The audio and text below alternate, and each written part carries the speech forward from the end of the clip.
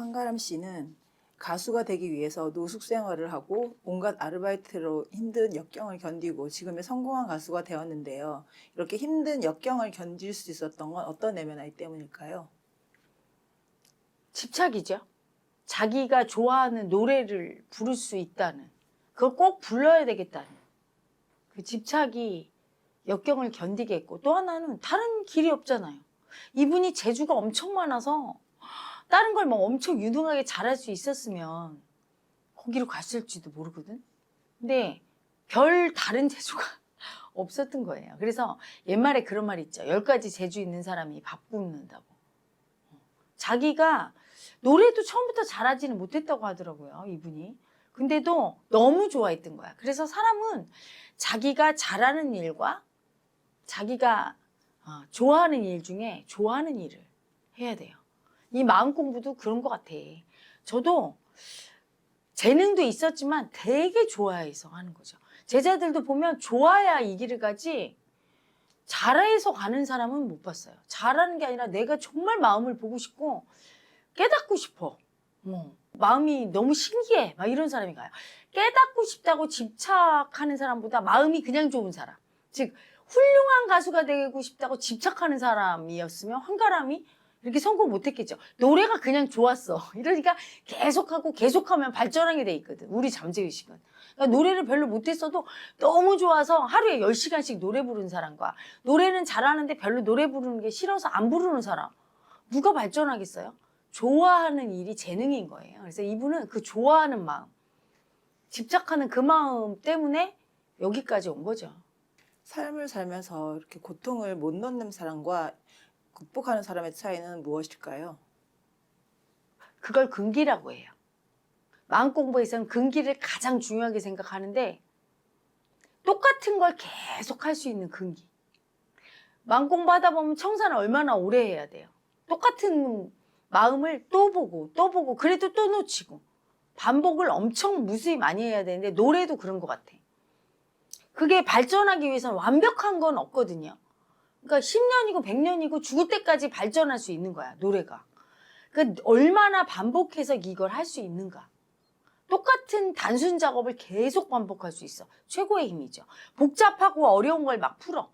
아우, 재밌어. 이런 거보다 지루하고 힘든데 이거를 반복해. 똑같은 일을. 그걸 할 수 있을 때 엄청난 끈기, 인내심이 있다고 하죠. 그 인내심이 있어서 그렇게 반복하면서 성장했던 거예요. 위대하고 훌륭한 일을 한 사람은 뭐가 머리가 엄청 좋고 대단하고 막 현란한 재능을 가진 사람이 아니고 반복이 가능한가. 뭐 골프 선수 박세리나 뭐 김연아 선수를 봤을 때 이분들이 피나는 노력을 했죠. 그래서 천재는 1%의 영감과 99%의 노력이라고 했는데 그 노력을 할 수 있는 근기, 그게 천재성이라고 봐요. 박세리 씨 아버지는 어느 날 그 얘기를 하더라고. 우박이 주먹만한 게 떨어지는데 날마다 퍼팅을 1000개씩 하기로 약속을 했는데 그날은 안 갔을 줄 알았대요. 근데 우비 있고 우박이 이렇게 떨어지는데 퍼팅을 하고 있더래. 김연아 어머니도 그 얘기를 했어요. 스핀 도는 걸 3000번을 돌으라고 했는데 지가 돌지 못하겠지 설마. 그걸 돌더래요. 남들이 연애하고 싶고 편하고 싶고 맛있는 거 먹고 싶고 사랑받고 싶은데 그 사랑받고 싶은 그 마음, 그 집착을 다 내려놓고 고통을 겪을 수 있는, 기꺼이 미움받고 기꺼이 힘든 거를 받아들일 수 있는 게 근기거든요. 그게 있어서 역경을 극복하는 거야. 노래 부르고 싶은 마음이 있는 사람, 잘 부르고 싶은 마음이 있는 사람은 이 땅에 무수하게 많죠. 그렇죠? 그런데 그걸 잘 부르고 싶은데 잘 부르기까지는 여러 번의 실패를 하고 못 부르고 돈도 못 벌고 무명생활을 해야 되고 연습할 때 너무 힘들고 이거를 극복할 수 있는 사람은 몇 명 없는 거예요. 그런 사람만이 성공을 하지 쉽게 내가 조금 했더니 금방 결과가 와. 그런 일은 없거든, 인생에서. 그래서 사실은 인내심, 끈기, 그걸 근기라고 하는데 한 인간의 근기, 그 근기가 성공과 실패를 좌우하는 거죠. 황가람 씨는 노래를 원래는 못하는 사람이었는데 노래에 대한 집착이 생겨서 노래를 부르며 살겠다고 결심을 했대요. 근데 원래 자기가 못하면 이렇게 집착이 안 생기고 포기를 하기 쉬운데 보편적이지 않은 선택이고 또 그로 인해서 엄청난 고통도 겪었는데 헤라님은 이 모습을 어떻게 보시나요? 사람이 자기가 잘하는 걸 좋아하는 사람도 있지만 못해도 좋아하는 사람이 있어요. 못해도. 못해도 좋아하면 잘하게 되죠. 하지만 잘하는데 그걸 하고 싶어 하지 않아. 싫어해. 그러면 잘하게 되지 않아요. 근데 후자인 거지.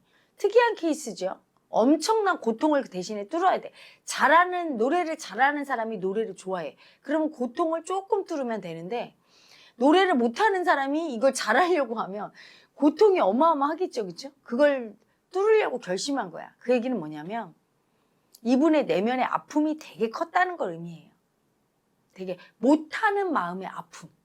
잘 못하는 마음을 볼 때, 자기 자신을 볼 때 그 아픔이 너무 커서 그 아픔 보는 두려운 약자가 이걸 꼭 극복하겠다고, 내 열등이를 청산하겠다고 다짐한 거죠.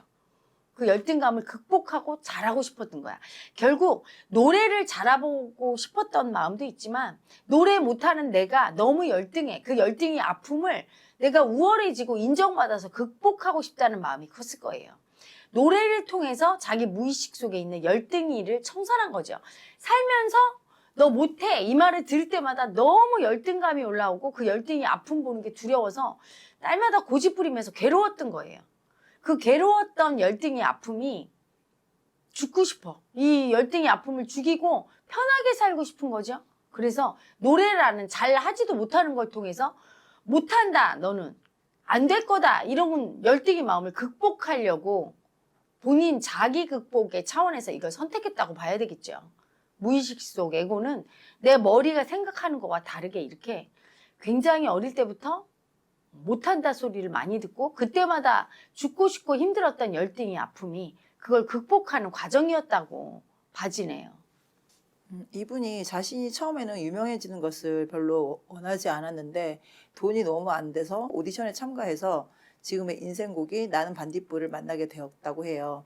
그로 인해서 또 유명한 가수가 되어서 좋기도 한데 또 반면에 유명해지니까 그걸 원하는 게 아니었다는 걸 또 깨닫게 되었다고 하면서 너무 힘들었다고 하는데 이런 과정에서 본인 스스로 말하기를 신성을 만나서 자신이 이렇게 고생을 한 이유와 이렇게 사랑받는 이유를 알게 되었다고 하는데 헤라님은 어떻게 보시나요?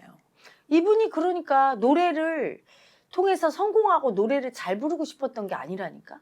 노래를 잘 못하는데 그 노래하겠다고 한 에고가 누굴까요? 노래를 못하는 자기의 열등감. 잘 못하면 열등하다고 수치 주는 그 마음. 그 아픔을 극복하고 싶었던 거야. 그걸 인정하고 싶었던 거죠. 그러니까 노래를 잘 불러서 이제 인기를 얻었어. 그러면 그게 목표면 너무 좋았어야 되는데 그게 목표가 아니었던 거예요. 자기가 원하는 건 자유로운 삶이지.